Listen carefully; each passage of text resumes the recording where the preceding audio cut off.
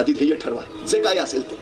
काय करायचंय कुठल्याही क्षेत्रात असा, कुठल्याही प्रांतात असा, सगळ्यात महत्वाची गोष्ट काय करायचं आहे हे पहिलं ठरलं पाहिजे.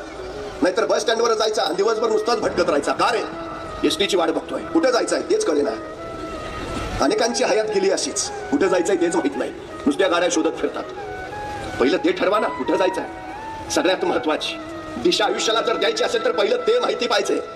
एक जण निघाला होता रस्त्यानं चालत चालत, त्याला बस स्टँडला जायचं होतं पण पल्ला लांबचा. तेवढ्यात पाठीमागून एक रिक्षा आली, त्याने रिक्षावाल्याला हात केला. रिक्षावाला थांबला, त्याने विचारलं बस स्टँड चलोगे क्या? रिक्षावाला म्हणला चलूंगा. कितना लोगे? तो म्हणला 200 रुपया. अरे रे भरपूर 200 भरपूर झाले, नको जा. बस स्टँडवर जायला 200 रुपये म्हटलं तो नाहीच म्हणला.